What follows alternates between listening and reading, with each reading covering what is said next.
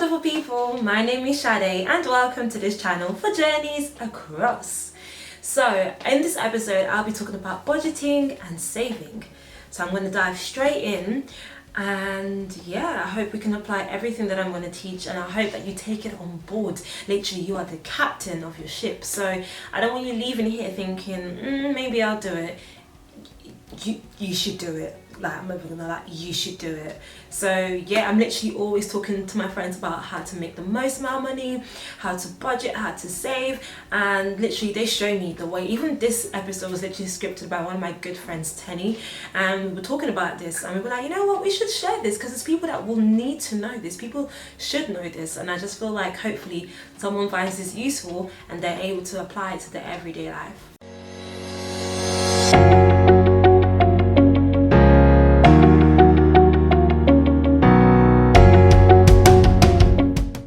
So if you don't know this already, saving is basically sacrificing. You're sacrificing something that you really want right now for something that you need in the future. So let's say you go out a lot, you order takeout a lot, you go on the, you take Uber a lot, whatever. You know, you could be saving that money to buying your own car, saving that money to something else, like investing in yourself. So that's what I mean by sacrificing what you want now and instead saving for something new in the future. It's gonna be hard. I'm not even gonna lie to you. It's gonna be very hard because you're gonna have to learn to say no to a lot of things. Perhaps it's that dinner that costs £100 to eat at, or you know, you're running late for something and you're like, you know what, I should really get the Uber, but it's really expensive, or you know, all those things. You need to weigh it all up and just see what is the best way for you to go ahead. So before making a budget, you need to take an inventory of what you spend and how much you earn. This is done by creating a list. On your list, you write your salary. So I just googled the average monthly wage for employees between the ages of 30 to 39. Obviously you might be younger than this, so I just literally, this is what came up. It says monthly is about £2,331. So you write this down, that's how much you're getting every month, and then you deduct it by your bills. So this could be bills such as your mortgage or rent, your water, light, electricity bills, all those things. Anything that's basically a direct debit that goes out every month, things like your phone, Netflix, your gym membership, all those things, you take it away from your salary and then you see what's left. Now, when you see what's left, most likely is that's not even what you have left, because you haven't even included your shopping, you haven't included emergency, you haven't included your savings. So when you see what's left after removing your direct debits, what you're left with, ideally you should divide it by 4, and that means that you're able to see how much you should be spending per week. So I do it this way because I feel like when you have like a big lump sum in your account, you're like, oh yeah, cool, I can spend all this money, it's fine. Ideally you should have a spreadsheet. If not a spreadsheet, then a note on your wall or an app on your phone that helps you budget for these things. So I don't have a spreadsheet, I have a Microsoft Word with a template, and it basically helps me to see where my money's going. Because basically, when I get paid, I separate everything that I'm gonna pay, and then with what's left, I see that, okay, this is what I have for myself, okay.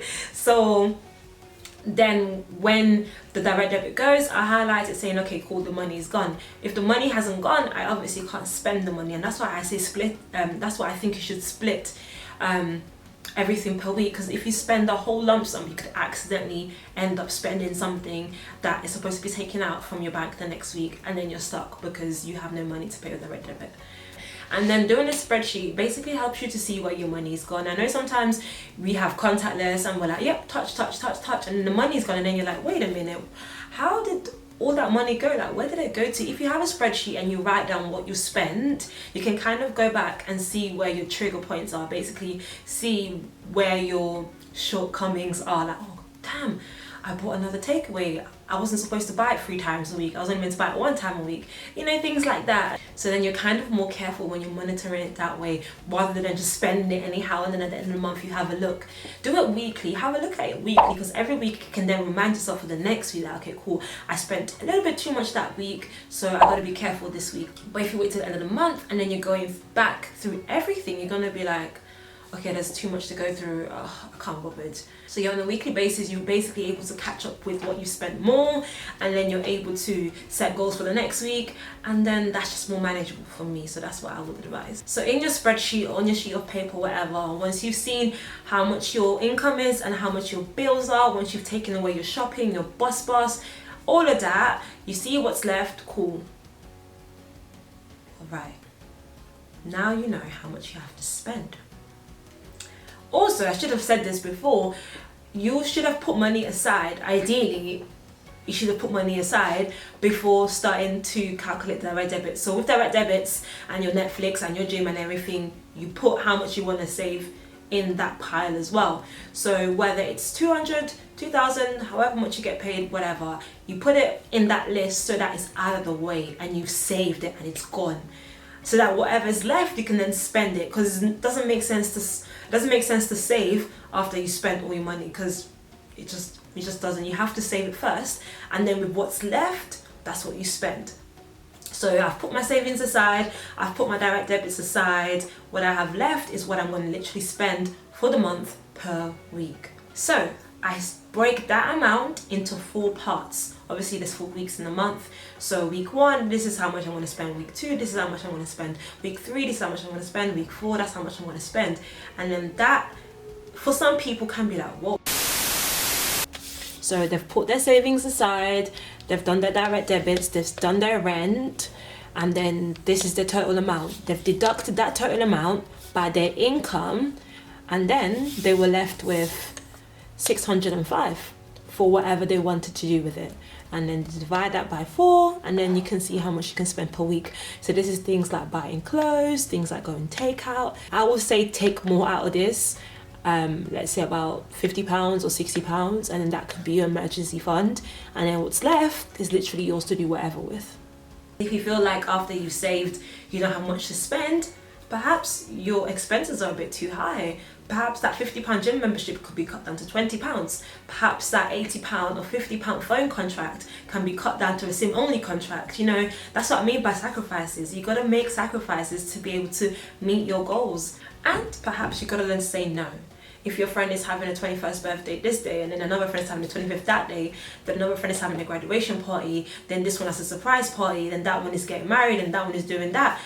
Must you go to everything? You know, and even if you do, because you could choose to go, be wise with what you order. Number 1. Number 2, you don't have to buy a new outfit, because that's also where the money goes. You feel like, oh my gosh, I need to buy a new outfit, I gotta look cute, I gotta get this done, I gotta get that done, and then money flies again. So you just have to basically really mindful of how you're spending and where your money is going. Thank you so much for watching. I'm super happy with this episode, and I'm looking forward to doing more content. So if there's anything else you would like to see, or anything you would like me to touch upon, do let me know in the comment section below. Bye.